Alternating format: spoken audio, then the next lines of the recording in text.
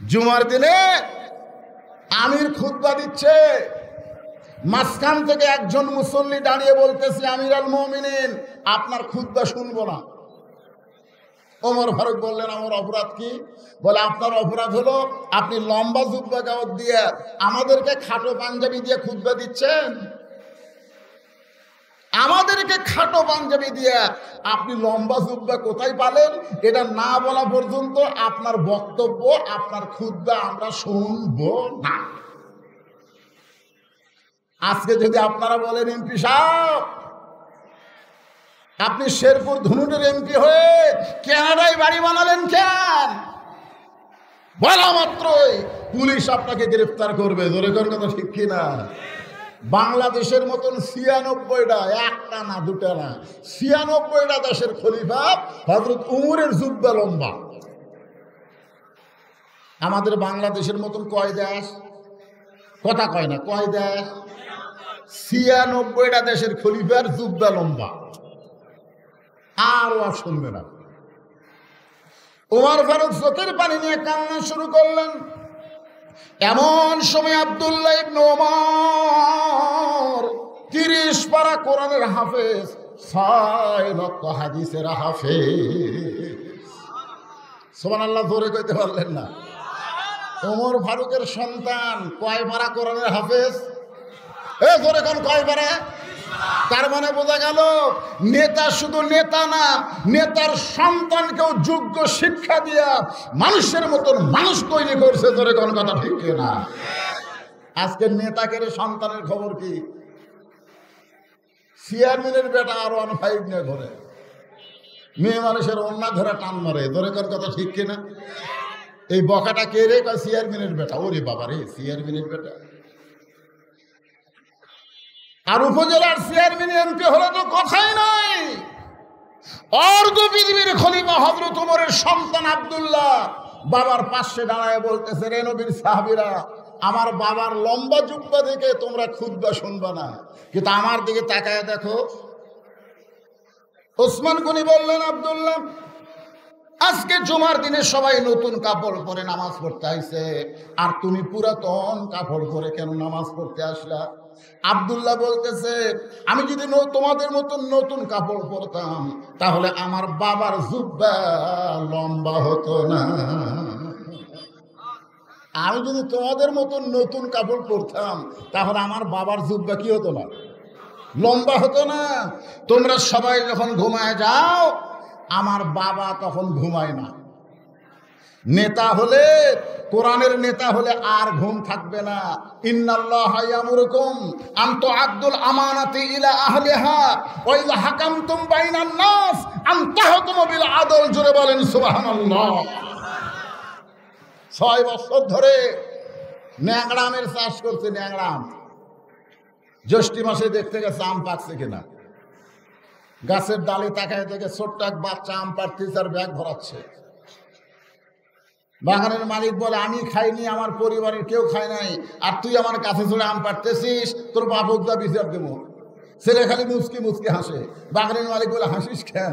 বলে, হাসার কারণ হলো আমার বাবা কোথায় খুঁজবার দোকেন, আমার বাবাও তো আর এক গাছে চড়ছে। বাগানের মালিক তাকায় দেখে ওর বাপ খালি আম পাড়ে আর বস্তা ভরায়। গাছের ছায়ায় বসে কান্দের বলে, আল্লাহ বিচার দিব কার কাছে? বেটাও চোর, বাপও চোর। আমাদের বাংলাদেশে 16 বছর কোনো বিচার ছিল না। আলেমদেরকে অন্যায় ভাবে জেলখানা, আর জালেমদেরকে জামিন দিয়ে মস্তান। জোরে বলেন কথা ঠিক কিনা?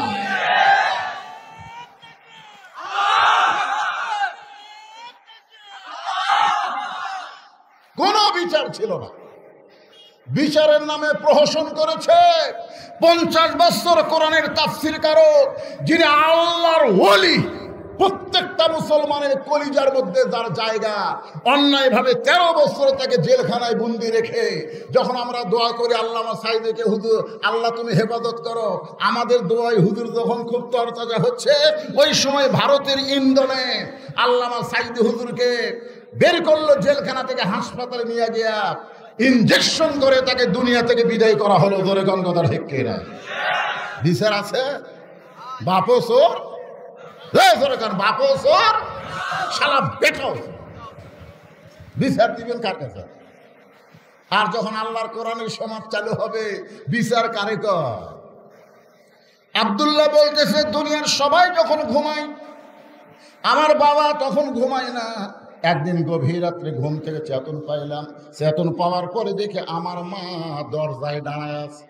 আমি আব্দুল্লাহ চমকে গিয়ে বললাম, মা, সবাই যখন ঘুম পাড়ে আপনি তখন দরজায় কেন? মা কান্দার বলে, আব্দুল্লাহ, তুই জানিস না, যেদিন থেকে তোমার বাবা মদিনার খলিফা হয়েছে সেদিন থেকে তোমার বাবা ঘুমায় না।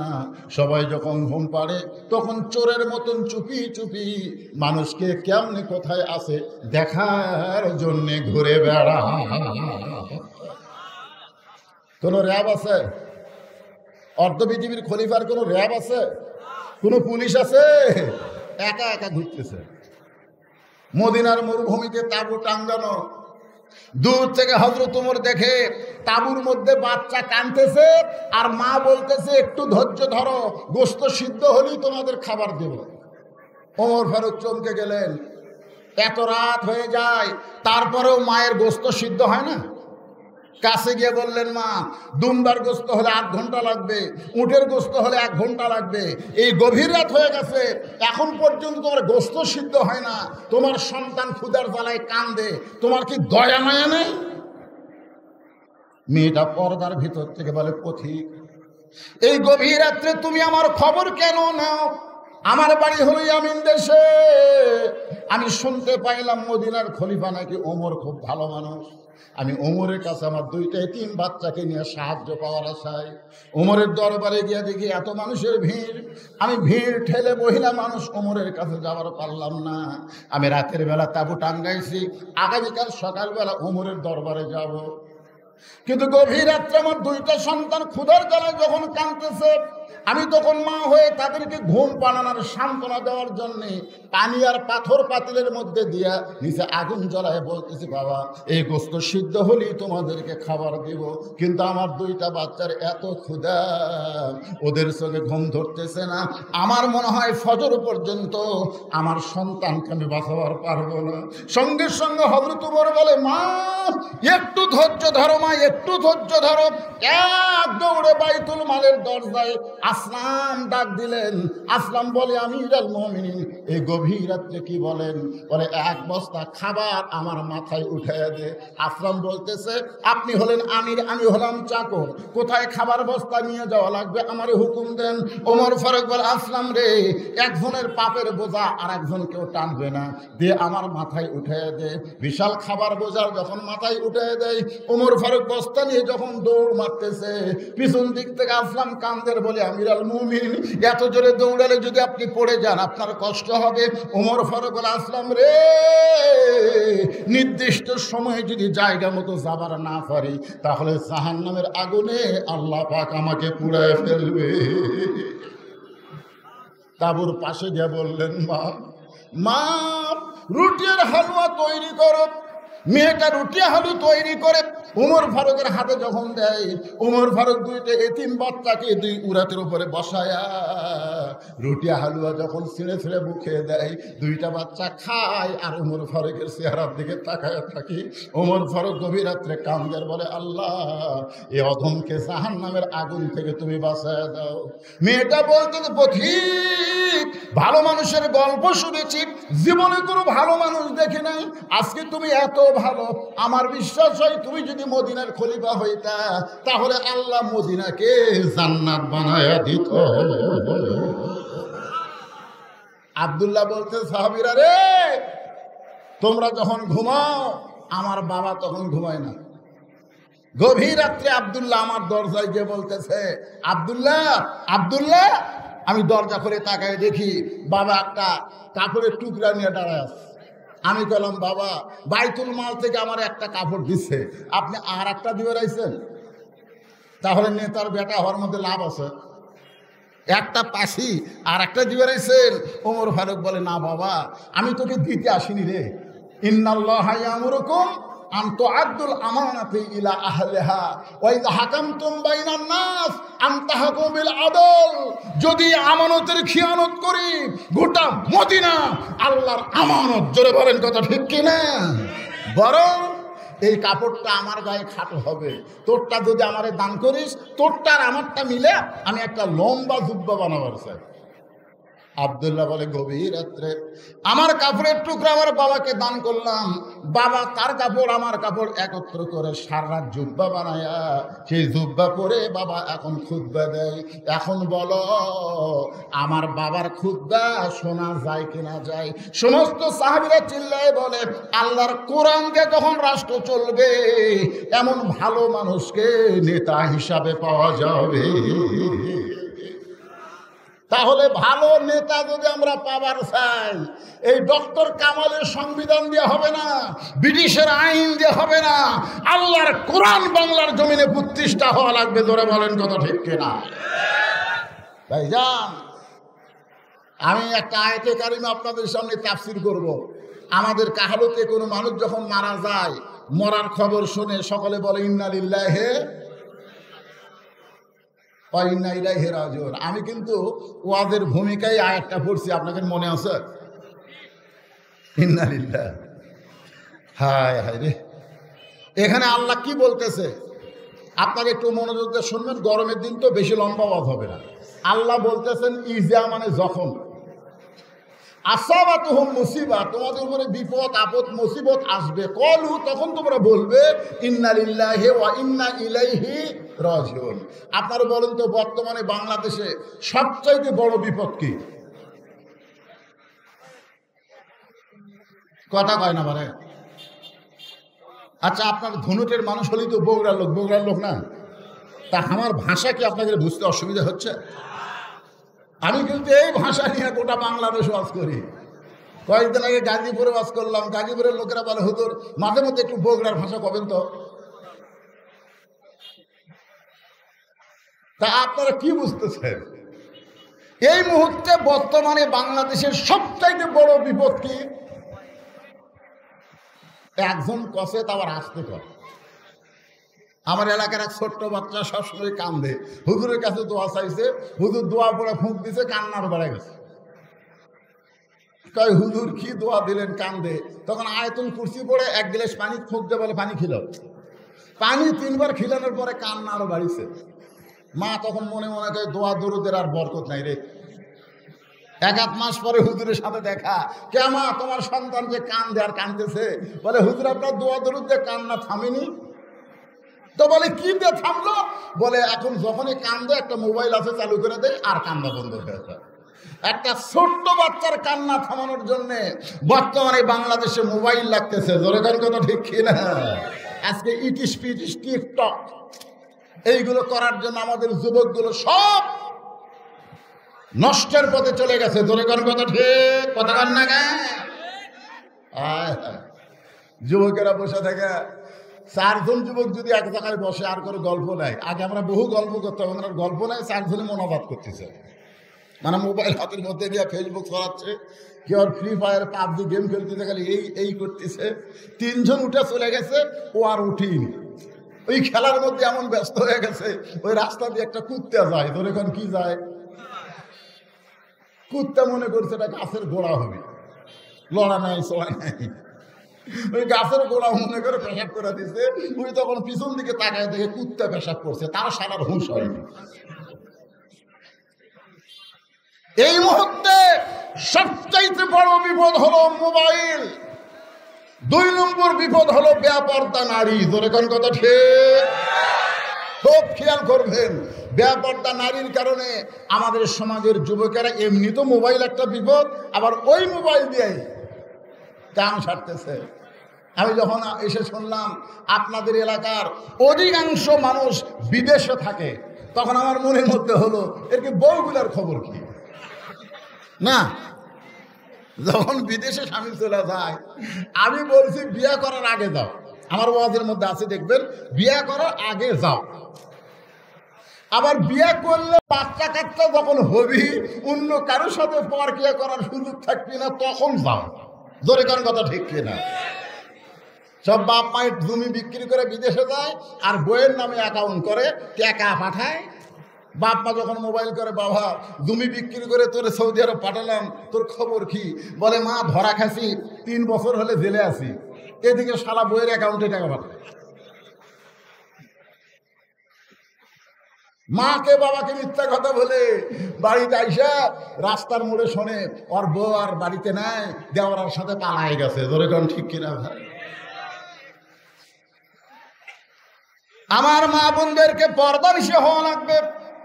আমার মায়েরা যারা আজকে আলোচনা শুনতেছেন একটু মনোযোগ দিয়ে শোনেন। ইজা আসাবাতুহুম মুসিবা, আল্লাহ বলতেছেন যখন তোমাদের উপরে বিপদ আপদ মুসিবত আসবে, বাংলাদেশের মেয়েদেরকে যদি আমরা ভালো করতে চাই, কোনো ওয়াজ দিয়ে নারীদেরকে ভালো করা যাবে না। ভালো করতে গেলে আল্লাহর কোরআনের আইন লাগবে। ধরে বলেন ঠিক কিনা? আপনার বলেন তো, মেয়েদের ভালো করার আইন আল্লাহর কোরআনে আছে না নাই? কি আইন? এই মাঝখান থেকে কে উঠল রে? না, ওঠা বসা যদি করেন তা আমিও উঠি। কিসের মুরব্বী? ও একটা পাইছে ভাইরাল মুরব্বী। কি খালি মুরব্বীর দোষ? শোনেন, কোরআনের মাহফিল থেকে যারা উঠবেন, কি জন্য উঠতেছেন? পেশাব করার জন্য। আজকে এই কোরআনকে মহব্বত করে যতক্ষণ আমি কথা বলবো, মুসিবত এবং বিপদ, ইন্না লিল্লাহি ওয়া ইন্না ইলাইহি রাজিউনের তাফসীর করব, যদি 1 ঘন্টা 1.5 ঘন্টা 2 ঘন্টা লাগে, কোরআনকে মহব্বত করে যারা বসাই থাকবেন, পেশাব লাগার পরেও যারা উঠবেন না, ওয়ানুনাজ্জিলু মিনাল কোরআনি মা হুয়া শিফাউ ওয়া রাহমাতুল লিল মুমিনিন, এই কোরআনের ওসিলায় সমস্ত বেদি বেরাম আল্লাহ তার ভালো করে দিবে। কতগুলো মানুষ সাথে দেখবেন আমার কয় হুজুর পেশাব করে পানি নেই, তারপরে টপ টপ করে পড়ে। হুজুর কি তোর এরকম ব্যারাম ধরলো কেন? এই ব্যারাম ধরার কারণ হলো কোরআনের সঙ্গে বেয়াদবি করছে। তোর এখন ঠিক পেশাব লাগার পরে উঠবেন না, বসে থাকবেন। অত্যন্ত গুরুত্বপূর্ণ কথা। বর্তমান বাংলাদেশের প্রেক্ষাপটে আমাদের নারীগুলো যদি ভালো হয়ে যায়, ওদের পেটের ভিতর থেকে যে সন্তান আসবে, ওরা তাকবীর ছাড়া কোনো দল করবে না। যেই দলে আল্লাহর তাকবীর আছে সেই দলের কর্মী হবে। জোরে কোন কথা ঠিক কিনা? বাংলাদেশে বড় বড় দল আছে না নাই? ওই দলের আল্লাহু আকবার তাকবীর দেন তো দেখি কত বড় বড়।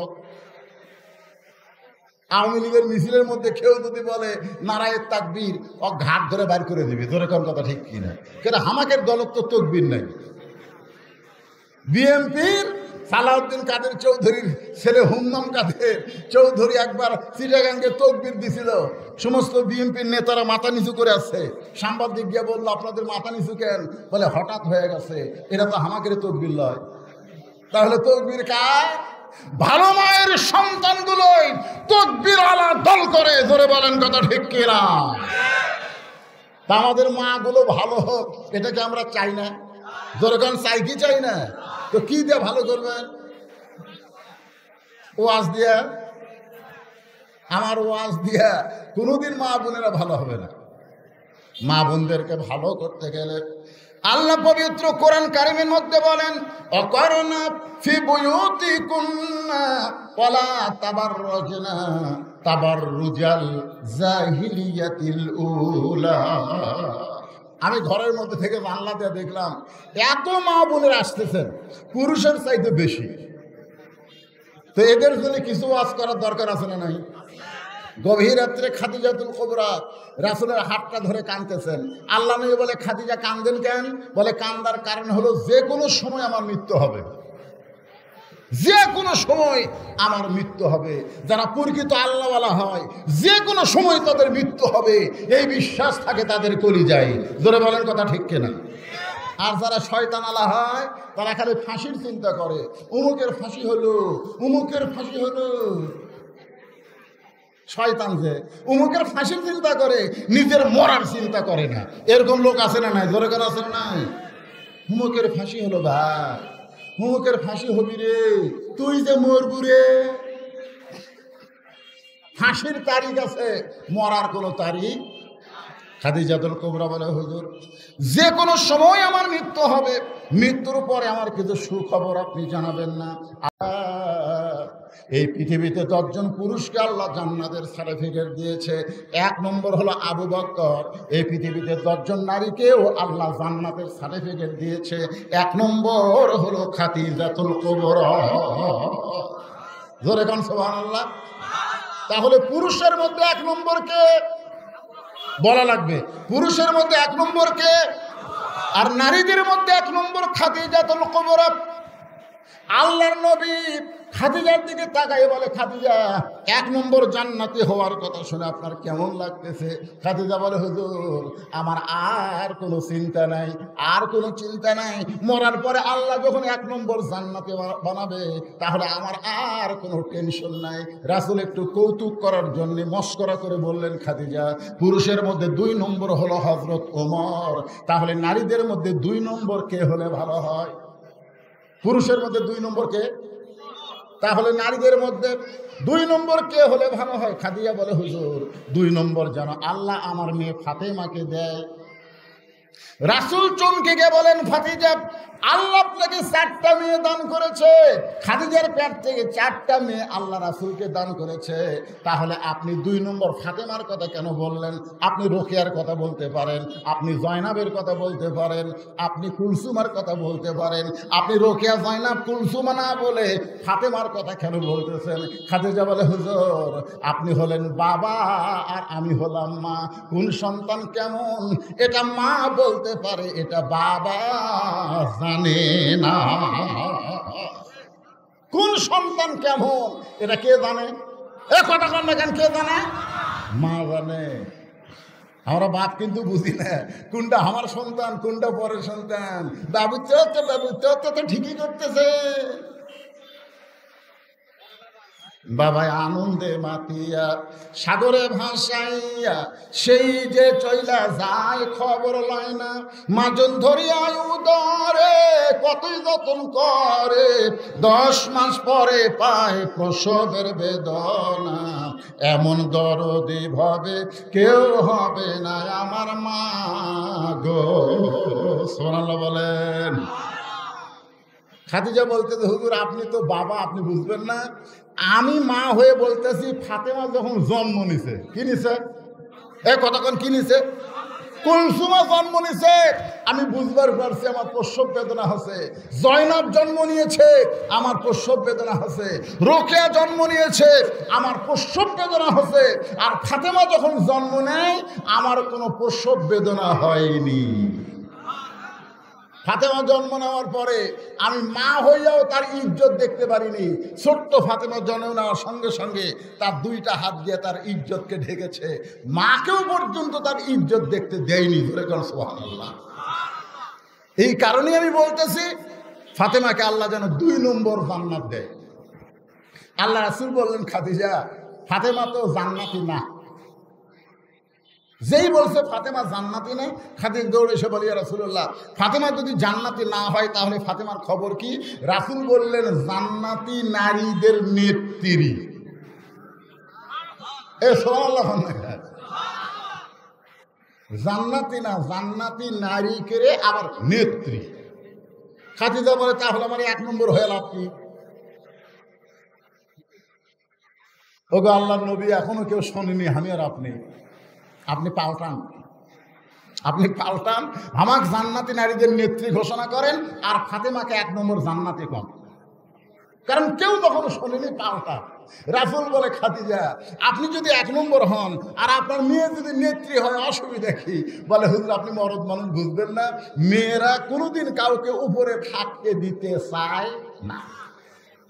হাসিনা যতদিন ছিল খালেদার কঠিন অসুখ, বিদেশে যাওয়ার জন্য বহু অনুরোধ করছে।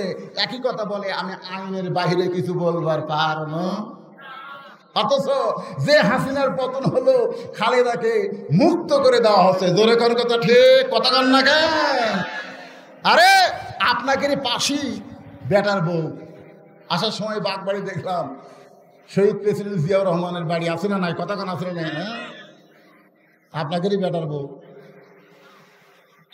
কি হিংসা! একজন নেত্রী থাকবে আর একজন যেন ভবিষ্যতে নেতৃত্ব দিবার না পারে। এটা মরদ মানুষের মধ্যে কোনো হিংসা নাই, হিংসা হলো নারীদের ভিতরে। ধরে কোন কথা ঠিক কিনা? শাশুড়ি এতদিন বাড়ির কর্তা ছিল, বেটার বউ আশা কয় ওই চাবি আমার দরকার, আমি হম নেত্রী, বুড়ি কিরে। এমনকি মা মেয়ের মধ্যেও ঝগড়া হয়, জোরে কেন হয় কি হয় না? আমার বাসায় হচ্ছে, আমার বাড়ি। আমার বড় মেয়ে মাছের তরকারি পাক করে আমাকে খাবার দিচ্ছে, মেয়েটা খালি আমার সামনে ঘুর ঘুর করে ঘুরতেছে, কি জন্যে ঘুরে আমি বুঝতে পারছি। আমি বললাম, মা বাংলাদেশে বহু জায়গায় মাছের বহু তরকারি খাই মা, কিন্তু তোমার হাতে মনে হয় মধু আছে, এত স্বাদ। মেয়ে আর এক টুকরো আমাকে দিল, মেয়েটা খুব খুশি, কিন্তু তাকাই দিকে ওর মাও গাল খুলে বসে আছে। আমি বললাম, কে গো তোমার কি হলো? বলে এখন থেকে মেয়ের বাড়িতে খা, আমার খাওয়ার দরকার নাই। আমি বললাম, হাই রে যার, মেয়ের প্রশংসা করলে মা বেদার হয়, এরাই হলো নারী। ধরে কোন কথা ঠিক। খাদিজা বললেন, এ রাসূলুল্লাহ, আপনি আর আমি ছাড়া কেউ জানি না, আপনি বলেন খাদিজা হবে জান্নাতি নারীদের নেত্রী, আর ফাতেমা হবে 1 নম্বর জান্নাতি। রাসূল বললেন, খাদিজা, আমি হলাম ঘোষণাকারী, দেওয়ার মালিক হলো আল্লাহ। আপনারা বলেন তো, দেওয়ার মালিক কে? রাসূল কি ঘোষণাকারী? জোরে কোন কি কারি? মাতাকুমুর রাসূলু ফাখুযুহু আমা নাহাকুম আনহু ফান্তাহু মা ইয়ানতিকু আনিল হাওয়া ইন হুয়া ইল্লা ওয়াহয়ুহা।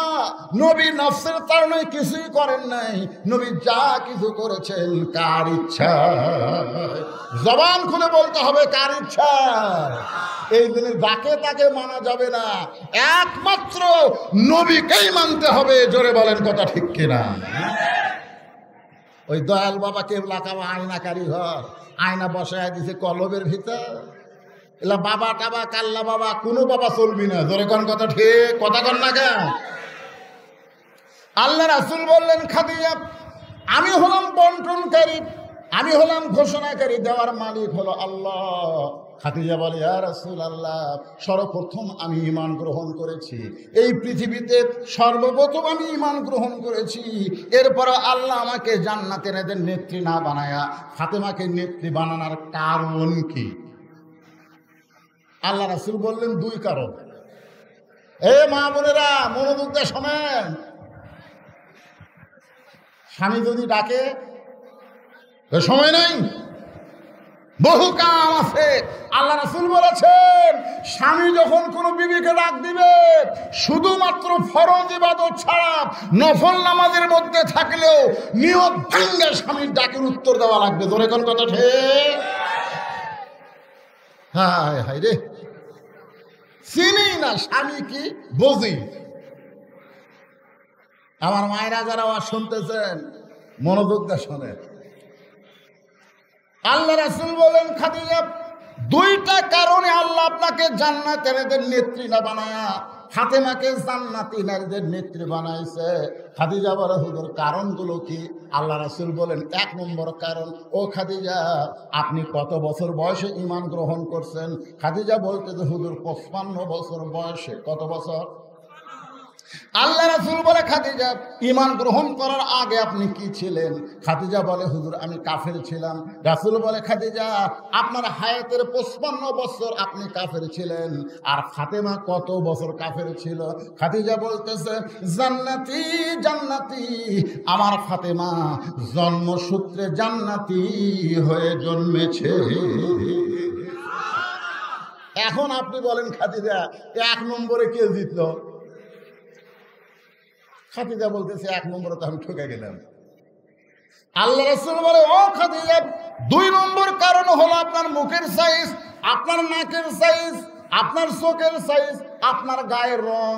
এটা দুনিয়ার কত পুরুষ মানুষ দেখেছে, আপনি কি হিসাব করে বলতে পারবেন আপনার নাকটা কেমন, আপনার চোখ কেমন, আপনার গায়ের রং কেমন, আপনার চেহারা কেমন? এটা দুনিয়ার কত পুরুষ মানুষ দেখেছে, আপনি কি হিসাব দিবার পারবেন? খাদিজা বলে, রাসূলুল্লাহ, 40 বছর বয়সে আমি যখন আপনাকে স্বামী হিসাবে স্বীকার করলাম, ওই সময় মক্কার সবচাইতে ধনবতী রমণী আমি ছিলাম। এই ধনবতী রমণী হওয়ার কারণ হলো আমার অনেকগুলো ব্যবসা বাণিজ্য ছিল। এই ব্যবসা বাণিজ্য চালাতে গিয়ে হাজার হাজার পুরুষের সঙ্গে আমার দেখা সাক্ষাৎ হয়েছে। আমার নাকের সাইজ, আমার মুখের সাইজ, আমার গায়ের রং দুনিয়ার বহু পুরুষ বলতে পারে।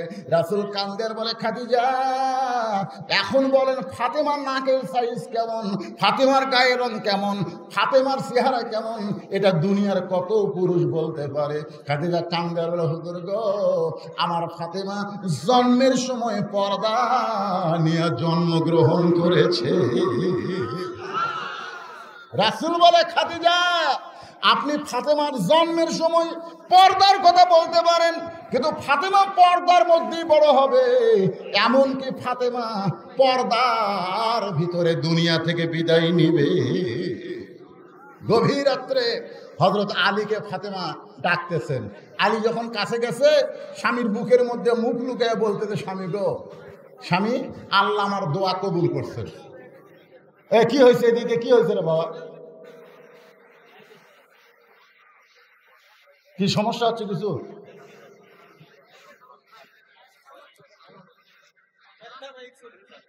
একটা মাইকও চলছে না। আপনাকে কি ওয়াজ শুনতে কোনো সমস্যা হচ্ছে? না চললে খবর কি, যদি না চলে অসুবিধা কি? আপনারা বলেন তো, রাস্তার লোক আর মাহফিলের ভিতরের লোক দুটা সমান?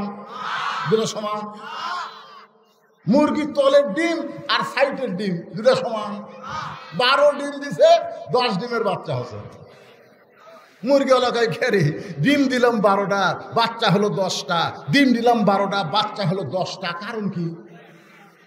তখন একজন বুদ্ধিজীবী বলতেছে, এই 10টা ডিম মুরগির নিচে ছিল রে, উষুম পায়ে বাচ্চা আছে, আর এই 2টা ডিম খালি সাইড মারছে, সাইড, খালি সাইড। তো সাইড মারা ডিম কি সিদ্ধ হবে? ওকে ভেজে খাওয়া যাবে? ওই কাইজারে ওই পচে গেছে। যারা সাইডে আছে এরা কাইজিয়া ডিম। ধরে কোন কথা ঠিক না? মুরগির তলে থাকো, স্বামীরা তলে দাঁড়া। সুবহানাল্লাহ বলেন। আমার মায়েরা খালি টাক লাগা কথাগুলো শুনতেছে, আর আপনারা চিন্তা করতেছেন কি? একটু মনোযোগ দিয়ে শুনতে হবে ভাই। বুকের মধ্যে স্বামীকে নিয়ে বলে, স্বামী গো, আল্লাহ আমার দোয়া কবুল করছেন।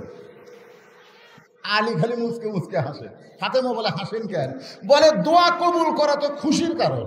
আপনারা বলেন তো, আমরা এতদিন ধরে দোয়া করছি, আল্লাহ আল্লাহ স্বৈরাচারীর পতন দাও, আল্লাহ সাইদি হুজুরকে মুক্তি দাও, আল্লাহ। আমাকে দোয়া কাম হসা, কাম হসা।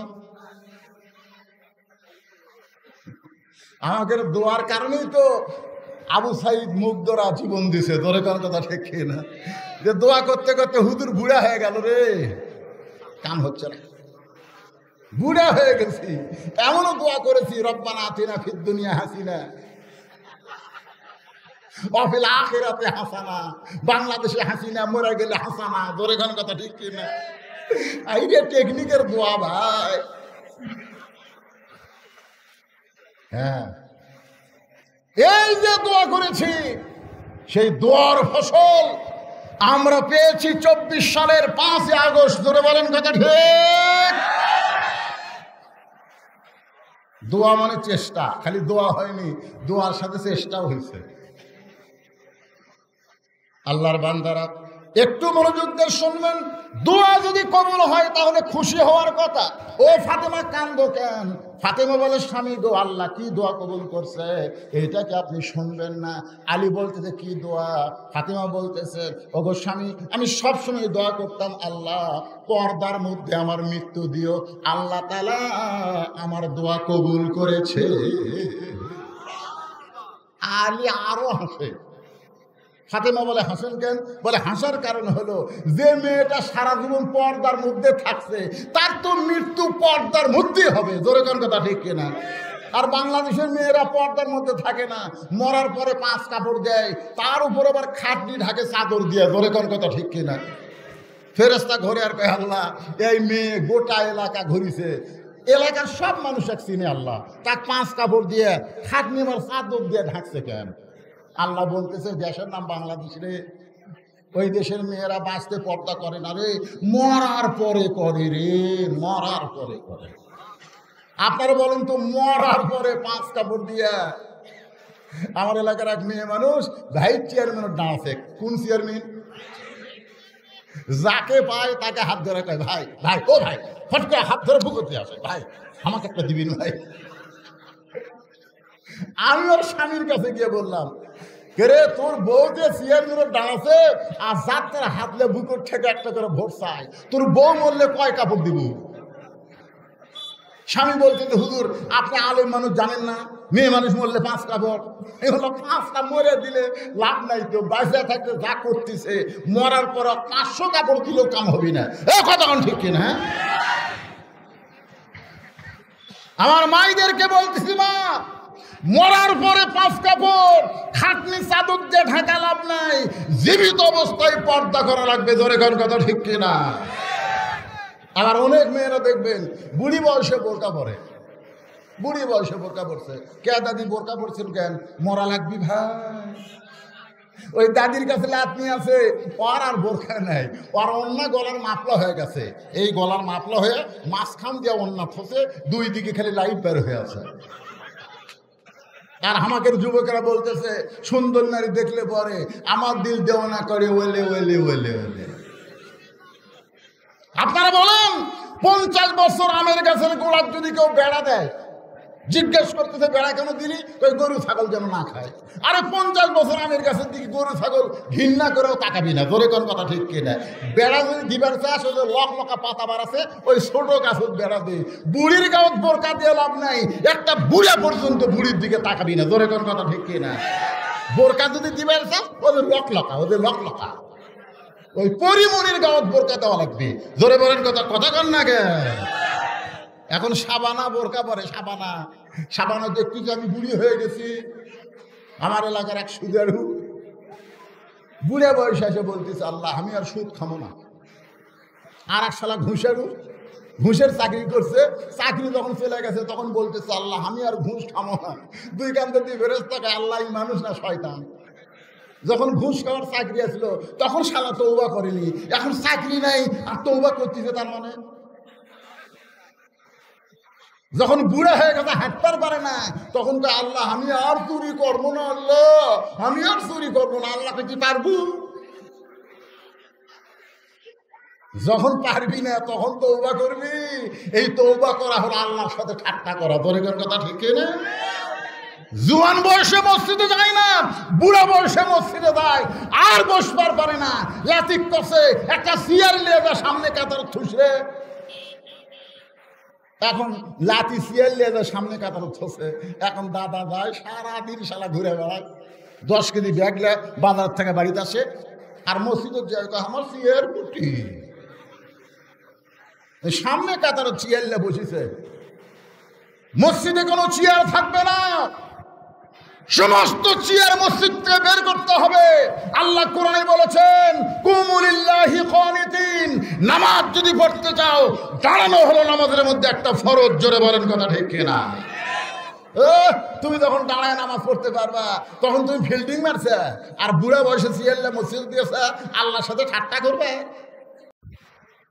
এই জন্য আল্লাহ রাসূল বলেছেন, হাসরের ময়দান আল্লাহ বলবে না তোমার শৈশবকালের হিসাব দাও, আল্লাহ বলবে না তোমার বুড়াকালের হিসাব দাও, আল্লাহ বলবে যৌবনের হিসাব দেওয়া জান্নাতে চলে যাও। ধরে কোন কথা ঠিক? তাই এলাকার যুবকদের বলতেছি, খালি মসজিদ দোতলা, অজুখানা দোতলা করে লাভ নাই। প্রত্যেকটা যুবককে 5 ওয়াক্ত নামাজ মসজিদের জামাতের সঙ্গে আদায় করা লাগবে। ধরে বলেন ঠিক? কারা কারা 5 ওয়াক্ত নামাজ মসজিদ জামাতে পড়বেন? 2 হাত তুলে আমার আল্লাহর দেখান। লিল্লাহে তাকবীর।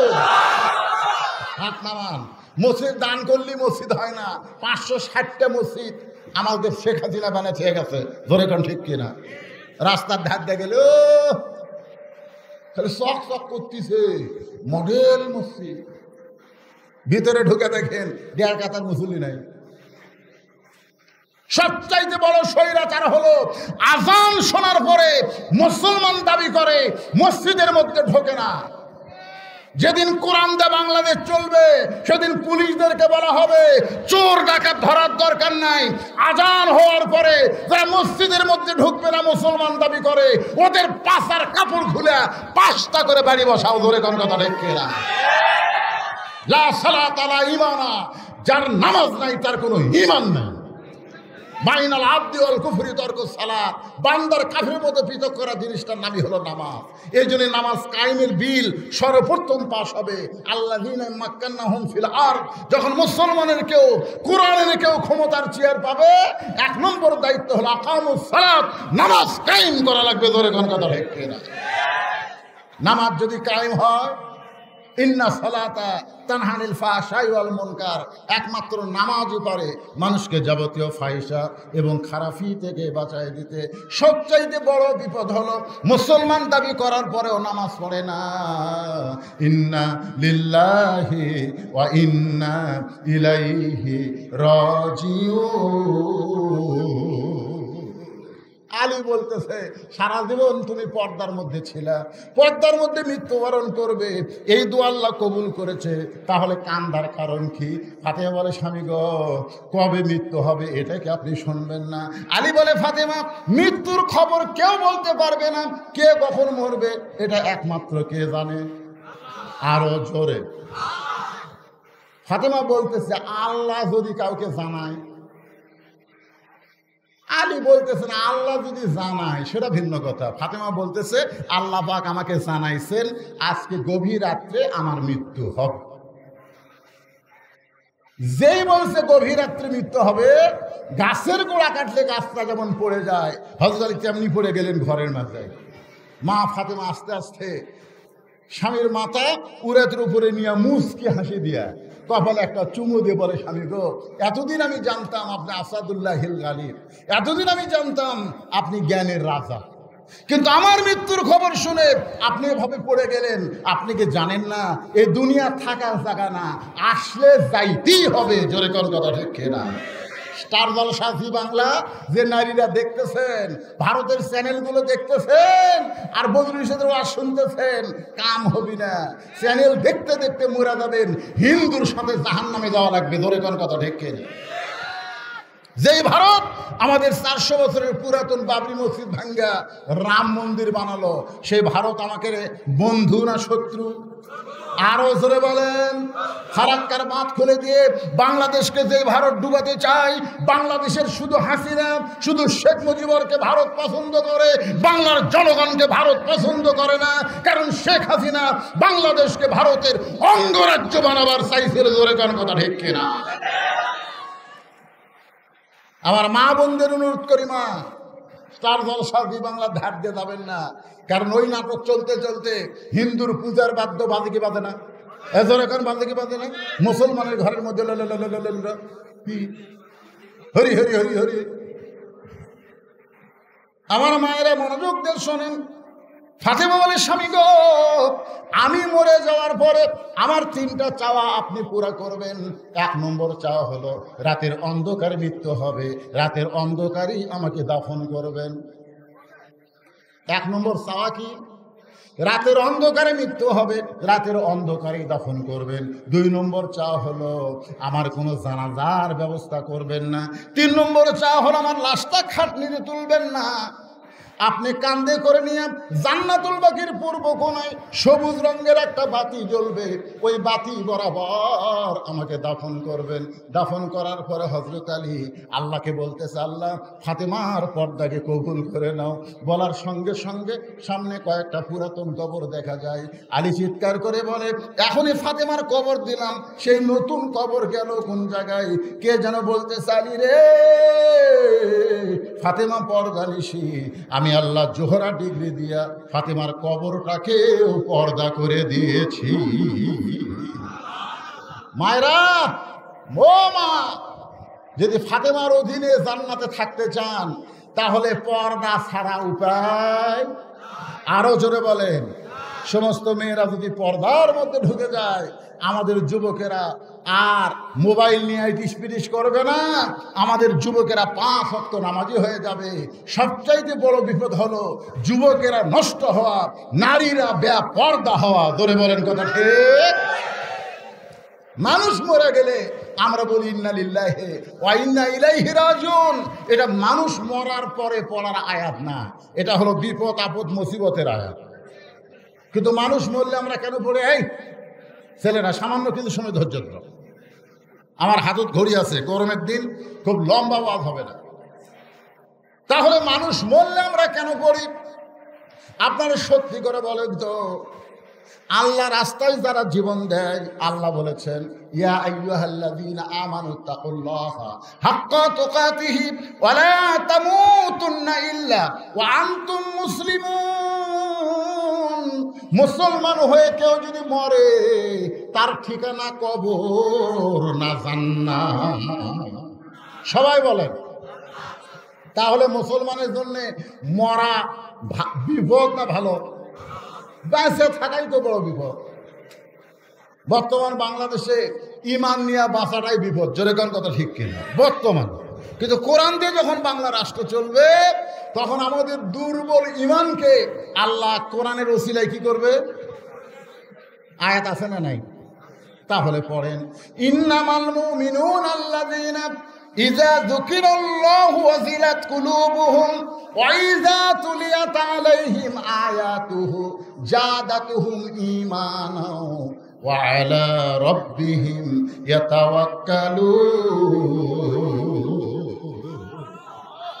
সবাই আল্লাহু আকবার বললেন না? কারণ আওয়ামী লীগ বিএনপির লোকেরা আল্লাহু আকবার বলবার চালেও মুখটা বাড়াবি না, চর্চা নাই, যে চর্চা নেই। জাদাতুহুম ঈমানা ওয়া আলা রাব্বিহিম ইয়াতাওয়াক্কালুন। এই কোরআনের সমাজ যখন চালু হয়ে যাবে, ঈমান আল্লাহ তাআলা আমাকে কমাবে না বাড়াবে? এই ঘোষণা কার? তাহলে আল্লাহর কোরআন দিয়া আমরা মুজিবের শাসন দেখলাম, জিয়ার শাসন দেখলাম, খালেদার দেখলাম, হাসিনার দেখলাম। এখন 50 বছর পরে আল্লাহর কোরআনের শাসন আমরা দেখতে চাই। কারা কারা রাজি? 2 হাত তুলে আমার আল্লাহকে দেখাতে হবে। লিল্লাহি তাকবীর। হাত নামান, হাত নামান। আল্লাহ, এই কঠিন গরমের মধ্যে আমার 2 ধারে 2টা ফ্যান ঘুরতেছে, তারপর আমি ঘামতেছি, আর তোমার বান্দারা গরমের মধ্যে বসে দীর্ঘ সময় তোমার কোরআনের আলোচনা শুনলো। আল্লাহ, তাদেরকে আবু জেহেলের মতো না, আবু বকরের সঙ্গে কবুল করো। ধরে কোন আমিন। যুবকেরা, মসজিদের উন্নয়নের জন্য বহু টাকা উঠছে, আপনারা বহু দান করছেন। যদি আপনাদের মধ্যে এমন কোনো ব্যক্তি থাকে, আপনারা উঠা বসা করবেন আল্লাহর রাস্তায়। আমার কলজা ভরে গেছে। এই যে 1 ঘন্টা 1.5 ঘন্টার উপর ওয়াজ করলাম, আপনারা পাগলের মতন শুনলেন, কলজা ভরে গেছে আমার। এটা মাঘ মাস, পৌষ মাস হলে, অগ্রহায়ণ মাস হলে এমনি 3 ঘন্টা ওয়াজ করলেও শরীরের কিছু হতো না। কিন্তু গরমের সময় 1 ঘন্টা ওয়াজ করা খুব কঠিন। দীর্ঘ সময় আপনারা ওয়াজ শুনছেন। আপনারা কেউ আছেন এরকম যে হুজুর আপনার হাতে মসজিদে আমরা কিছু দিবার চাই, এরকম যদি কেউ থাকেন, আমি আপনাদের একটু সময় দিলাম। আপনাদের মধ্যে কেউ যদি থাকে যে আপনি আজকের মাহফিলের প্রধান আলোচক, আপনার জামাইয়ের হাতে আমরা উঠা বসা করতেছেন, প্যারালাইসিস হবে কিন্তু। কি লা ইলাহা ইল্লা হুয়াল হাইয়ুল কাইয়ুম ওয়া তুবু ইলাইহি, কি দিবেন আপনি? ওনাকে আপনার চিনেন?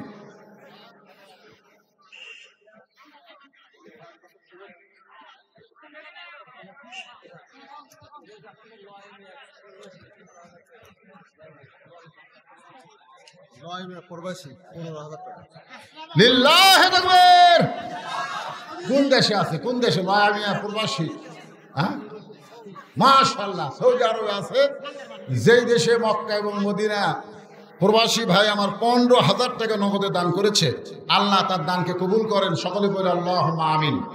হ্যাঁ, এরকম কেউ যদি থাকে, এই যে 15,000 টাকা দিছে, এরকম যদি কেউ থাকেন, 15-20 হাজার টাকা দেওয়ার মতন আপনাদের মধ্যে কেউ যদি থাকেন, আল্লাহর হস্তে আমরা সবাই সংক্ষিপ্ত হলে একটা মোনাজাত করব, বাপ মার জন্য একটা দোয়া করব। সবাই বসেন, সবাই বসেন, আল্লাহর হস্তে বসেন।